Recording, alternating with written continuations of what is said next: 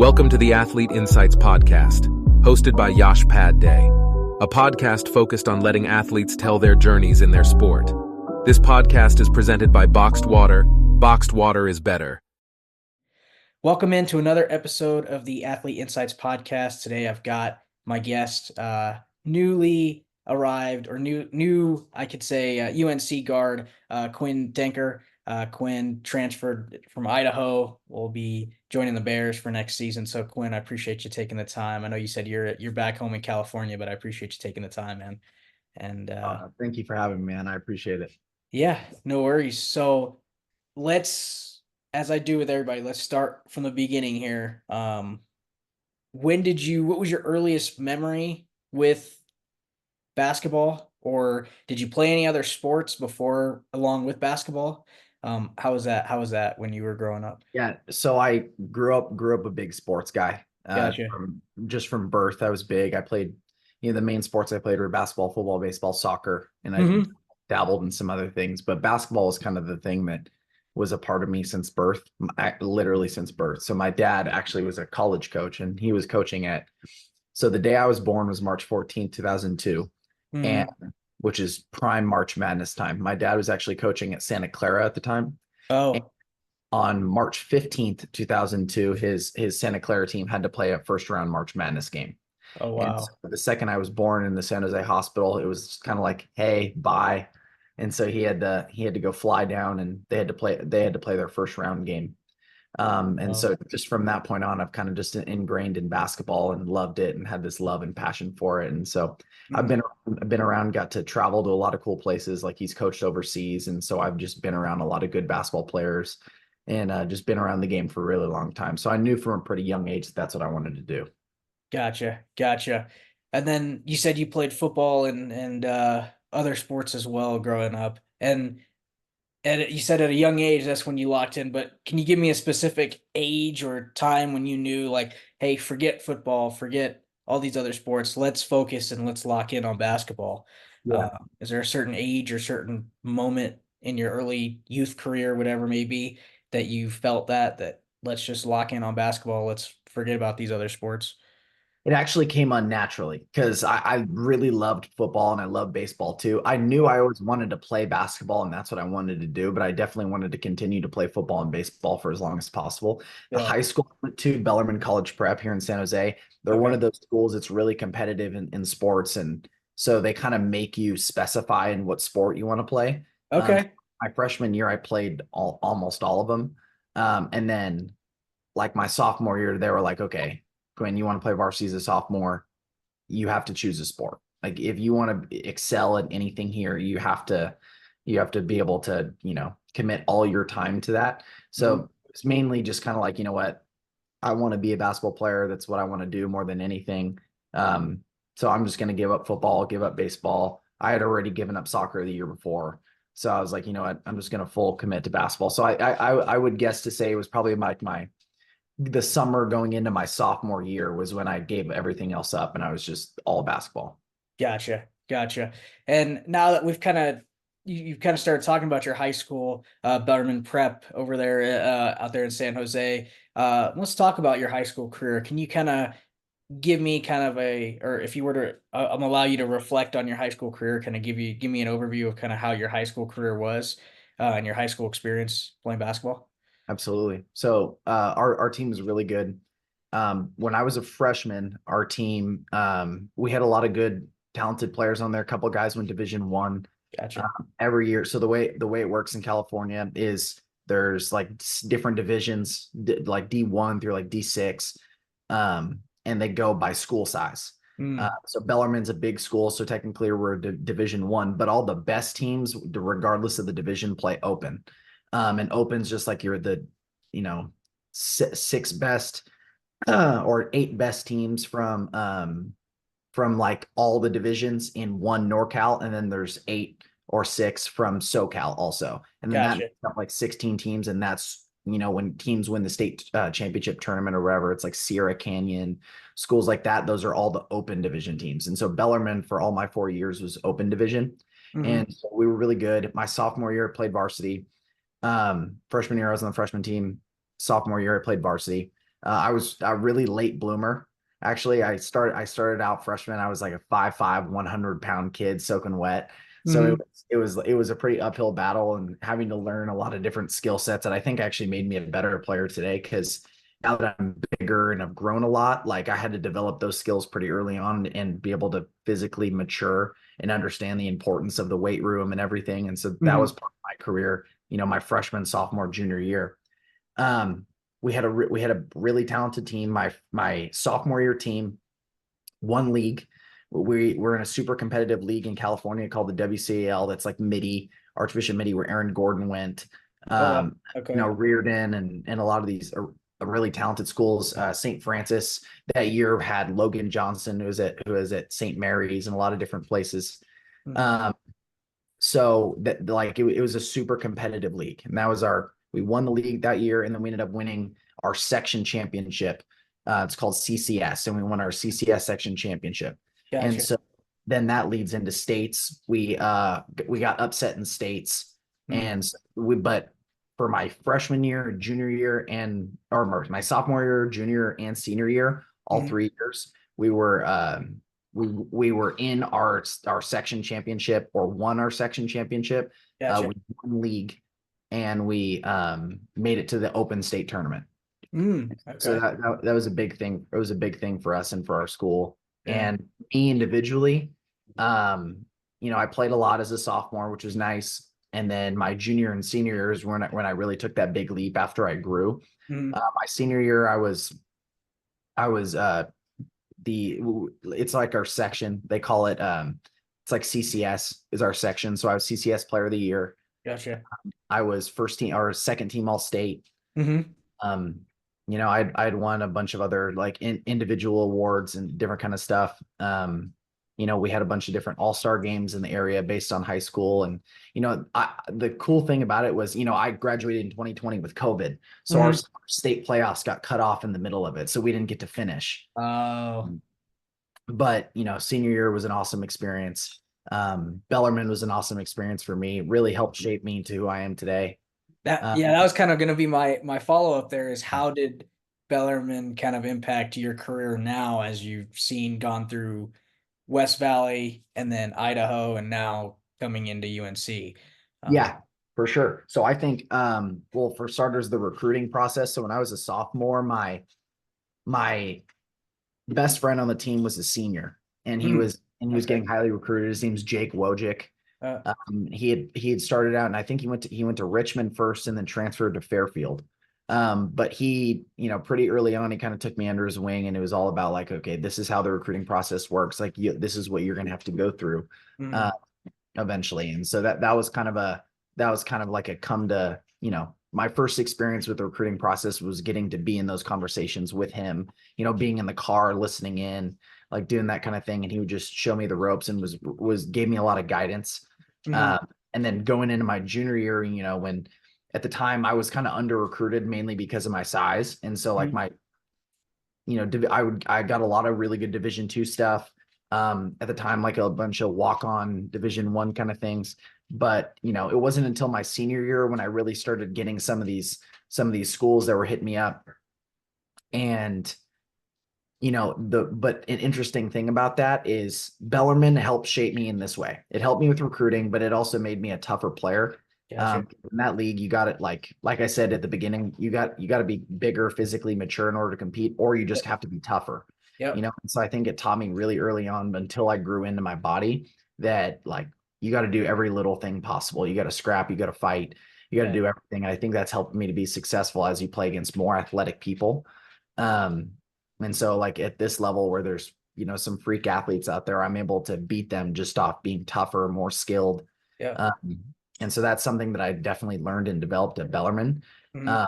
So my senior year, actually, that like I was telling you earlier, that was when COVID was happening.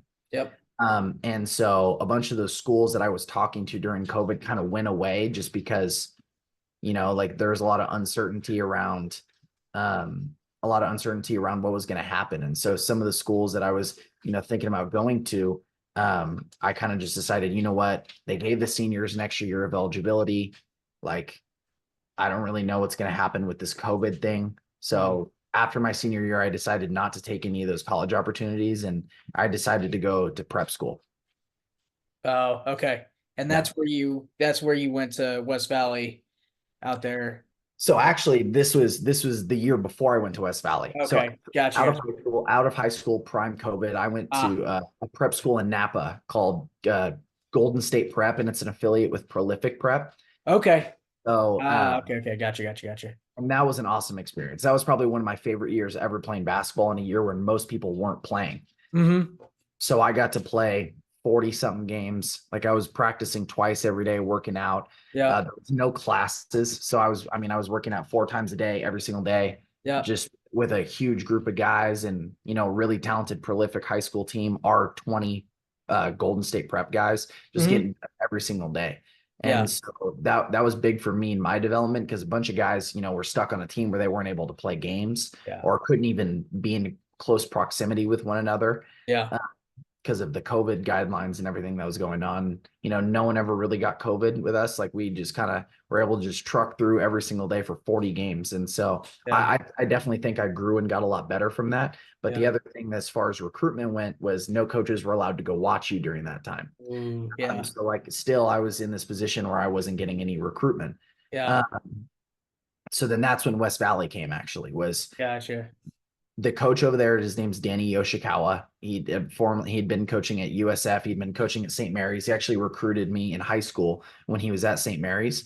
Um, but we had known him for a really long time. He lives over by me. So he's someone that I trusted, Mhm. especially in a period of time where I wasn't sure who I could trust or Yeah. like what kind of situation was going to go on. Obviously, it was a really stressful period. Like you don't really know what's going to happen with the ins and outs of COVID and recruiting and everything. Yeah. And so I decided, this junior college thing, I don't know anything about junior college. My high school kind of just like never really talked to me about junior college. I'd never been to a junior college game. So I was like, you know what, I'm gonna give this a chance because I trust Yosh and seems like there's some good players in it. Well, little did I know that West Valley was going to end up being this powerhouse of what it ended up being. And we were kind of the first group to kind of start and build that, Yeah. um, which was really cool. And I feel like COVID, affected so many really good players. Yeah.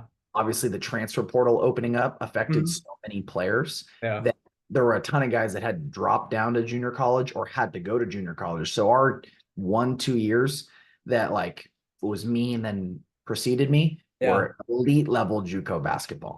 And it was filled with a bunch of really talented players. And I was actually looking at it the other day. So when I was at junior college at West Valley, I made the all-state team, which Yeah. is like 20 players and it's just like 20 best players in California. And almost all of those dudes on the list are playing Division I basketball now. Yeah. And so it was a really cool thing to see and just kind of look at that like we were a part of this mecca year Yeah. of junior college basketball. And we ended up being really successful. Like we went to the state championship. Mhm. Uh, Well, and what's great to hear too is like that in a year during COVID where everything seemed to go wrong. mhm, I'm happy. I mean, I'm happy to see how it helped you grow and helped you really get to that. Now, you like you mentioned, everyone's playing at the D1 level, and mhm. really helped you to grow and helped you to get to that level. And things were falling to piece for you. So that's great to hear in that regard. Uh, Absolutely. during the COVID year. So, and then off of that, let me ask you this as well: is when you went to prep school out of high school, then you went to West Valley, you went to Cal State, San Marcos, and then you went to Idaho for your junior year now at UNC. What's like the biggest difference between your high school game versus like when you've come into college? Now you have a couple years of college under your belt, but what's Mhm. the biggest difference between college and their high school game? Pace of play. Okay, that's what Um, I figured. I just figured I'd ask it out there because I know everybody's kind of said speed, but that's what I figured. yeah, it's kind of just like pace of play. Like Yeah, there are certain times of a game when high school guys are going to fast break, guys are going to run and yeah, press, do whatever. yeah, But there's little micro details in basketball, like how fast you're moving on offense, hmm uh, just very little minute details like V cutting to get open or setting a really good screen or Yeah. different like things are happening so much faster in college basketball than they do in high school. Yeah. So it's a lot easier to defend. Like it's kind of methodical sometimes. Or kids just don't really know like where they're supposed to be on the floor, whatever it is. Like Yeah. there are always plays that are getting taken off in high school basketball, sometimes even at the highest level of it. Yeah. But in college, there's no plays getting taken off. Like it's Yeah. you have to be on your P's and Q's every single play. And no, I would say pace of play for sure. Just of course physicality but that comes with growing and age and everything. But Mhm. the one thing in particular is pace of play. Like these teams are moving a lot better on offense. They're moving a Yeah. lot better rotating on defense for sure.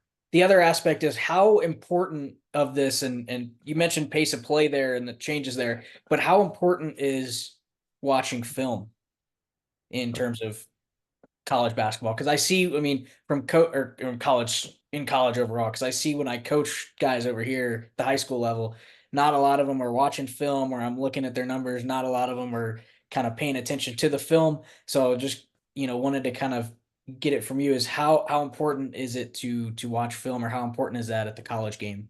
Um, So I'll go as far back to say is it's extremely important to do all the time because I actually learned that habit from high school. gotcha, So at gotcha. Bellarmine, we didn't have the greatest athletes of all time. We were athletic, but Mhm. our whole thing is our pace of play was elite, and Yeah, we tried to run it as much like a college program as we possibly could to get yeah, any advantage possible to win. gotcha. So we were watching film and doing detailed scouting reports in high school. And that's definitely something that helped us have a better edge and, kind of helped me like realize, okay, this is what it takes to win games at every single level. And Yeah, so in college, it's super important because obviously, guys' jobs are on the line, like players' development and their futures are on the line. So every single game is a war. yeah, And knowing a guy's tendencies, yep, knowing the plays that the other team's going to run, how you're going to guard it, like yeah, doing whatever you can to take away the stars or yeah, take away a certain set is so important. And so if you can watch that stuff beforehand, know a guy's numbers, know his shooting percentage, a guy that subs on from the bench, the fourth guy from the bench, and yeah, knowing what he does, yeah. it's just a huge advantage to have for a team. No, I mean, that's great to hear because I tell guys all the time to watch film, and I still see on the huddle and everything else, the numbers are kind of low. And I'm like, this is kind of the collegiate way. If you want to play in the college game, you really have to be able to study and watch film and understand that. So it's great to hear your perspective on that. And then I want to kind of transition into your transition overall now. So you went, like I said, you went to West Valley, then you went to Cal State, San Marcos, and Idaho. Mhm. What was your experience at your latest in the Big Sky? What was your experience at Idaho at your latest school before transferring to UNC? Yeah, so it was a very different experience than anything I've ever been in. Like it Gotcha. was an awesome experience. Yeah.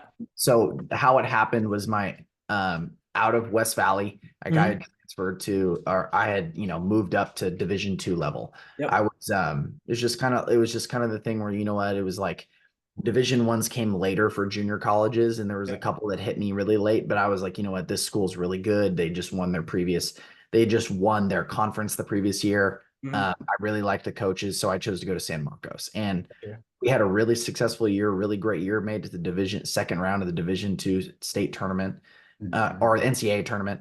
Yep. And then my head coach left Mm. and he went to a school in Oklahoma. And so then my assistant coach at Idaho was just kind of like, I don't know what we're going to do. He ended up, or my assistant coach at San Marcos left to go to Idaho. Hmm. And so there's just kind of some things that ensued. I had entered the portal Yep. from San Marcos, and I was excited about the new opportunity that Idaho had presented. Like Hmm. new coach coming in, Yep. 15 new guys. It'd be a really good opportunity to just kind of go in and mix together a collective group of individuals and try to do something amazing. Yep. And so it was a really good experience for me. I Mhm. came in and, with not a lot of expectation. Idaho hadn't historically been good for the past however many years. And, Yeah. as much as, it was a different experience for me because I had never lost a game by 20 points Mm. and I had never been a part of a team with a losing record before. Gotcha. And so this year was filled with a lot of firsts for me. Hmm. It was difficult, but it made me a lot better. Gotcha. I grew a lot from this experience and just, maturity, learning different things, how to like better leadership qualities. It's always been something I've prided myself on, but this Mhm. year definitely tested it at times. So Gotcha. it was really good just being able to develop and grow from that. For sure. Um, and so this experience overall was great for me and just, becoming a better person and a better player. Gotcha. Gotcha. And now you're transferring over, like I said, to UNC, Big Sky to Big Sky, staying in the Big Sky here. What prompted you to enter the transfer portal at Idaho and kind of look elsewhere in that regard, if I may ask? Yeah, no, I think it was just it was a couple things. It was just kind of like it was kind of a decision that that ultimately, like I had talked about with my coach, like towards the end of the season. Gotcha. We like I was talking about earlier, this junior year was a rebuild. Hmm. It was a rebuild for Idaho, and there Yeah. was, it was the signs were kind of looking like it was going to be a rebuild again for my senior year, Hmm. uh, which was, I really wanted to be a part of something that's bigger than myself. Gotcha. It wasn't about me. Honestly, just to be honest with you, it's never really been about me. Like the only thing I really care about is winning. Yep. And so when it kind of looked like, there may be another rebuild, like I was like, you know what, I want to go be a part of. I think it's just time for me to move on. So Yep. I ended up moving on and just I entered the portal Yep. and totally open to any new opportunity. But I knew the one thing was I wanted to win, Yep. and I wanted an opportunity to play in the March Madness tournament. Yep. And so, there were a million schools that I talked to, like all across the country. And Gotcha. so I honestly hadn't really had any intention of going back to the Big Sky at first. Yep. Like it was just never something that I had thought of in my mind. Yep. I didn't have like a specific location or destination or anything that I was hoping for or even thought of. It was Yep. just kind of like what I said, like I wanted to win. Yep. But I had so much respect for Coach Smiley and for the Bears that I was like, when they called, um, I felt a certain way about it. So just from the get go with them, Yep. it was a big deal, and I really liked the way they coach. I liked the guys they had. Yeah. Um, I liked the way they played. I felt like it really fit me. Yep. Um, and so like as the recruiting process went on, I was just kind of feeling on myself gravitating towards Greeley a little bit. Gotcha. Um, and so, ultimately I chose to visit them. Really loved the visit, loved the experience. The guys they have over there are great, really high character guys. The coaches are awesome. And ultimately what got me to decide on Northern Colorado is I had a meeting with Coach Smiley where he was just basically showing me who he is as a person.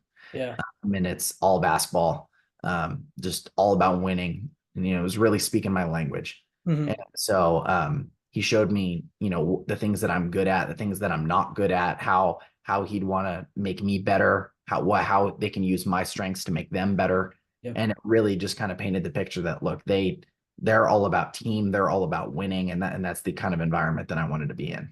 I can tell you this from being here at UNC and hanging around Smiley and Coach Reed and Cloakville. They're all great guys. In our basketball, I mean our team's great team over here. So like great camaraderie, and I know it's been. I mean, I can just tell you from my experience, you'll enjoy Greeley. I think the coaches are. I mean, the coaches are top tier, and I've always, at least from my end, they've always been great with me and gracious with me, same as a player. So I know you'll have a great time here. I mean, you'll enjoy it here in Greeley, and we'll it'll be great in that regard. So um, overall, but when I'm doing certain things in my life, I like to set personal goals. So, for example, I'm doing my PhD. Goal is to get it done and graduate and go on to the next level. So as you're coming into UNC, you're in this new environment now. What are some personal goals you have for this season coming in as a Bear? Sure. Honestly, I think alluding back to the Idaho thing, I kind of just, I had some individual success this year, but for me, it was really empty. Yep. Without team success, individual success means nothing. Yep. And so my goals going into this year are pretty simple. I want to become a better basketball player. Yep. Like I want to grow and I want to continue to grow as a person, as a player. And I think these are the coaches and players that I can do that in. Yep. I want to give Northern Colorado everything I have for my senior year. Yep. I want to be able to go in. I want to win league. Yep. I just want to dominate the Big Sky. I want Hmm. to go in and I want to dominate Boise Big Sky tournament, and I want to go dancing with him. Yep. Like those are my main goals, one, two, Gotcha. and three. Yep. Um, and like to be honest with you, I kind of feel like my individual success will come as a byproduct of what our team does on the floor. Yeah. So if I were to get anything individual, it would be because our team, because everyone on the team bought in, and we were able we were able to achieve some pretty amazing things as a group. So Yeah. No, I love hearing that because it's like you see a lot of guys nowadays that are just so themselves focused or just focused on themselves. And it's great to see that I mean, winning is the ultimate prize, and so it's great to see that that's kind of your focus coming in, and that's kind of what you're leaning towards in that regards, and absolutely. you're a team first guy, and so I appreciate that, seeing that in there. So, but before we close podcast, before we end the episode, I always give guests a chance to provide advice. Like I said, the reason I started this is to help out the athletes that I coach, and then also younger up and coming athletes. And so, Quinn, what would you say to young basketball players, youth basketball players, guys currently like freshmen currently coming up in high school? What would you say to those players that are trying to get to your level at that D1 level? What's the one or two skills, or what's your biggest advice to them that they need? My biggest advice is something that I try to live by, and Mhm. I actually coach some like AAU teams down here, and I tell my kids this all the time. Yeah. Is there's a quote that those who love to walk will walk further than those who love the destination. Yeah. And it's all about, if you love basketball, you will continue to walk further, because there Hmm. are a lot of, basketball, and this whole process is a super long and crazy journey. There's Yeah. going to be a million ups and downs. It's not a straight line. It's a crazy wiggly one that goes up and down a ton. Hmm. But the ultimate goal is just to get to the mountaintop. And so you have to be able to, withstand the storm, go through a lot of adversity, but at the end of the day, never lose the love for basketball. Because there's going to be times when you'll be down. There's going to be times when you're super up. You have to stay even keeled the whole entire time. And just the one thing that you can never lose is the love for basketball. And so Hmm. if you just continue to stay the course and continue to love the sport, work at it every single day and love doing it, Yeah. it'll take you really far. There are some places that it will continue to take, because it's kind of just like a race. Sooner or later, guys are going to fall off. Guys are going to steer off the path and do different things. But if you just stay consistent, stay the course through every adversity that comes your way, you're going to be really successful. That's a great mindset. That's a great attitude in terms of to instill. And I love hearing that you also, I mean, you're also coaching and helping out the youth in the community and imparting your knowledge and advice there as well. So appreciate that, Quinn. But that's all the time we have for this edition of the Athlete Insights episode. Quinn, want to thank you so much for joining, and again, providing your knowledge and providing your expertise and advice in the basketball realm and in the basketball world. And so appreciate you kind of coming on. I know, um, like you said, you're back home now and going to transition to Greeley here soon. So I'm actually graduating, or I'm actually Oh, leaving awesome. Greeley in July. So if you come by before then, we'll have to link up and Absolutely. you shoot some hoops or do something in Bank of Absolutely. Colorado. I'll be there soon. I'll be Uh, there soon. Absolutely. uh, we'll have to link up, but I appreciate you coming on, taking the time. I'll have your social media handles on the video like I do for every episode. So you guys Awesome. can follow Quinn and on his social media, Instagram, Twitter, all the different social medias, and then you can follow our podcast on YouTube, Apple Podcast, basically everywhere you get podcast, you'll find this. So appreciate you again, Quinn, and taking the time. But we'll see you next time.